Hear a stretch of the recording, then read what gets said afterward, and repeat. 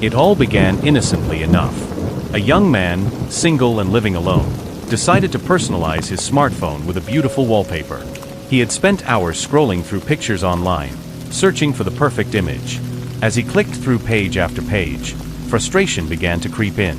Nothing seemed to capture the feeling he wanted, until he found her. The photograph felt almost alive. A girl with a radiant smile, sparkling eyes, and a vibrant, sunny demeanor stared back at him through the screen. Her expression seemed to invite him in, as though she held some secret joy she was willing to share. Something about her image felt magnetic, pulling at him in a way he couldn't quite explain. Without a second thought, he set it as his wallpaper. At first, it brought him comfort. Every time he unlocked his phone, her smile greeted him, a small reminder of warmth and companionship in his otherwise quiet and lonely days. But as the weeks turned into months, subtle changes in the image began to gnaw at his mind. Her smile, once bright and full of life, seemed to waver. The corners of her lips drooped slightly, and her eyes began to lose their sparkle. He told himself it was just his imagination, a trick of the mind. But the changes continued. By the third month, the girl's expression had shifted entirely. The radiant joy that had drawn him to her picture was replaced by something hollow. Her smile seemed strained, her eyes burdened by an unspoken sadness. It was as though she was trying to communicate something he couldn't understand. He began to avoid looking at his phone. Each time her face appeared, it sent a shiver down his spine. The once comforting image now felt oppressive, as though her sorrow was bleeding into his own life. Yet, he couldn't bring himself to change it. He felt inexplicably drawn to her, as though deleting the image would be a betrayal. Then came the dreams. Night after night, he found himself in a fog-shrouded field, the girl standing in the distance. She was always facing away from him, her figure blurred and indistinct. He would call out, but she never turned around. Instead, she seemed to drift further away, her silhouette dissolving into the mist. He would wake up drenched in sweat, his heart pounding in his chest. One evening, after another unsettling dream, he decided to spend some time scrolling through his phone's gallery. Perhaps finding a new image would help ease his growing anxiety. But as he browsed, he realized something chilling. The girl's picture was everywhere. It wasn't just his wallpaper anymore. Somehow, it had duplicated itself across every folder on his phone, replacing photos of family, friends, and places he had visited. He felt his stomach drop. "What, is this some kind of glitch?" he muttered, his voice shaky. He deleted the duplicates, meticulously restoring his gallery. Yet, when he returned to his home screen, her face remained, now staring back at him with what he could only describe as quiet accusation. That night, the strangeness escalated. At exactly midnight, his phone buzzed with a notification. The screen lit up, illuminating the dark room. But when he checked it, there was no message, no call. Just her face, now even more sorrowful than before.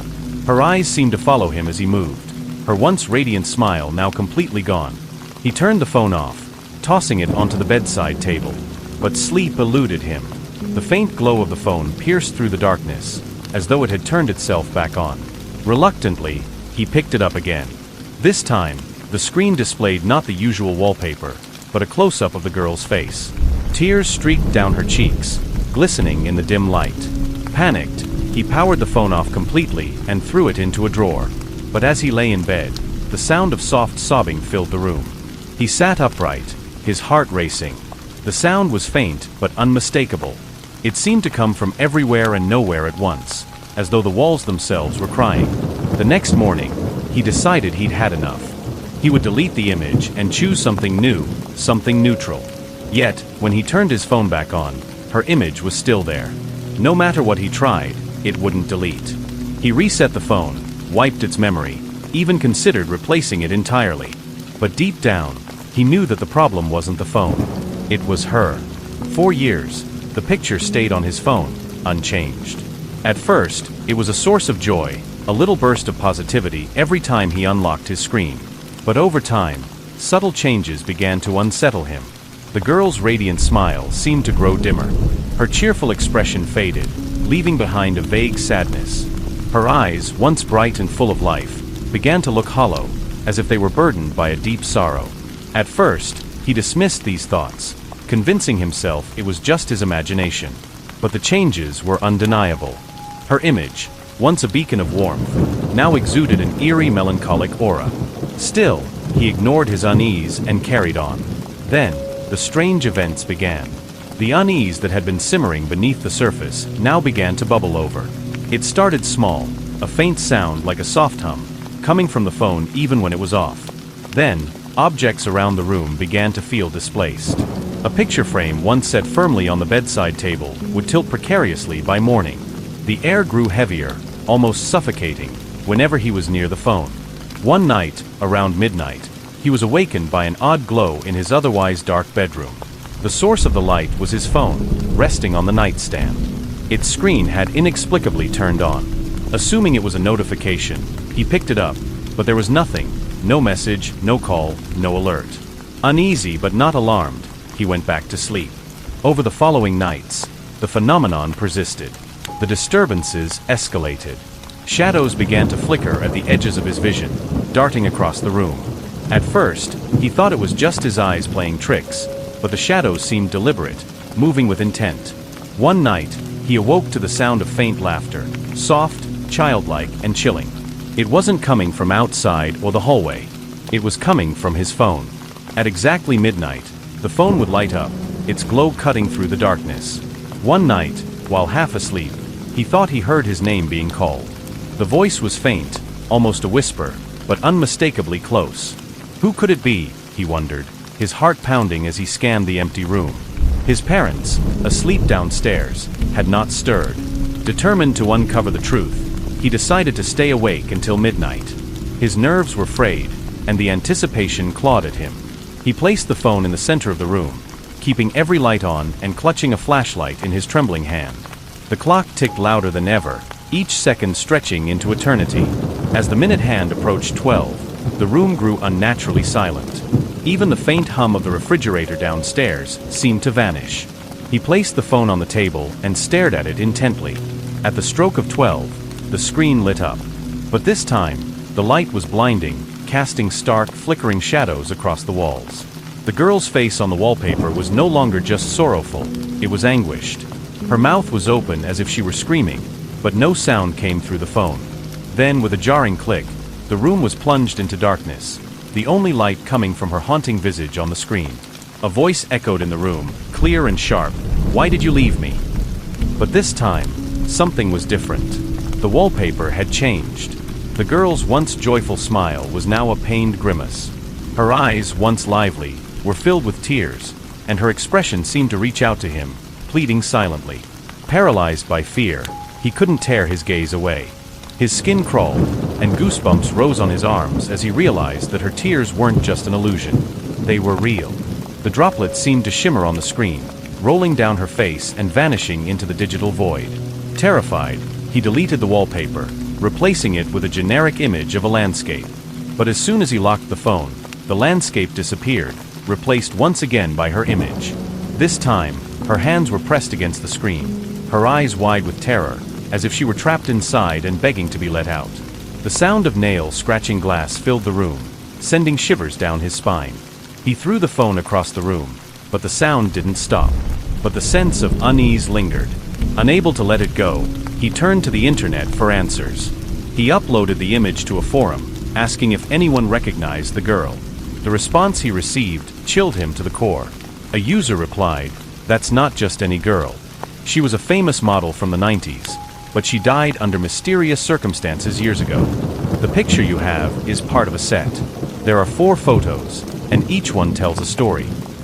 Curious and horrified, the man dug deeper. He found the full set of pictures, along with a cryptic poem that accompanied them. "Alone, I drift through the desolate haze, bound to the wind, to the end of my days. Though far from the world, my soul remains near, a monument to sorrow, etched in a tear." As he read the words, a chill ran down his spine. It felt as if the poem had been written just for him, as if the girl's spirit was reaching out from the void, pleading for someone to hear her story. The realization dawned on him. By setting her image as his wallpaper, he had invited her into his life, binding her sorrow to his existence. Fearing he had awakened something he couldn't control, he sought the help of a local spiritual guide. The guide, a wizened old man with eyes clouded by years of gazing into the beyond, led him to an ancient shrine on the outskirts of town. The shrine was said to be a place where spirits lingered, a liminal space between the living and the dead. As the guide prepared the ritual, he spoke of the girl's tragic story. Her sorrow is tethered to that photograph, a fragment of her life left behind. But there is more to her pain than you know. Her spirit is bound not just by her death, but by betrayal. Someone she trusted deeply wronged her, and she cannot rest until that truth is brought to light. The guide listened carefully and performed a cleansing ritual to sever the connection. The ritual was unlike anything the man had ever witnessed. Incense burned in thick plumes, forming shapes that seemed to writhe and twist like anguished faces. The guide chanted in a low, guttural voice, each syllable reverberating through the shrine. Suddenly, the man's phone, placed at the center of the altar, began to vibrate violently. The screen flickered, and the girl's face appeared again, but this time she was screaming, her voice piercing through the silence. The air grew icy, and an invisible force pushed against them, extinguishing the candles. The guide shouted, "Hold firm. Her torment must be released." The man, terrified but resolute, held the guide's hand as they poured consecrated water over the phone. The image distorted, her face shifting between sorrow and rage. Finally, with a deafening crack, the phone shattered, and a blinding light filled the room.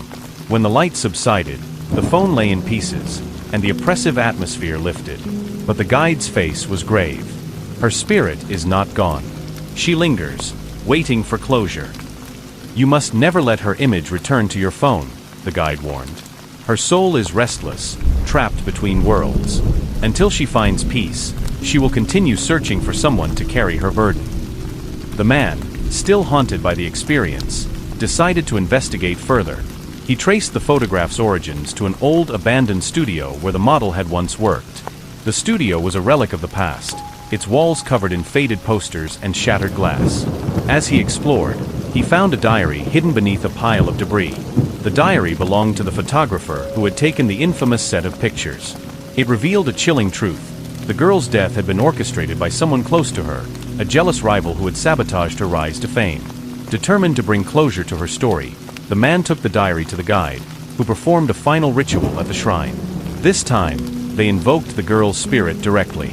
She appeared before them, her form translucent but radiating sorrow. The guide offered her the diary, and as she read the words, her expression softened.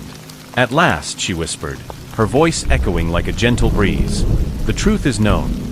From that day on, the man avoided personalizing his phone with unfamiliar images. He carried the memory of the girl and her story as a solemn reminder of the unseen connections between the living and the dead. The studio, now cleared of its dark energy, became a place of peace, visited by those who sought solace and closure for their own untold stories. The man often returned to the shrine, lighting incense in her memory, hoping that wherever she was, she had finally found the peace she deserved. But even now, late at night, he sometimes feels the weight of unseen eyes watching him. And when his phone lights up for no reason, he can't help but wonder if she's still there, waiting for another chance to tell her story.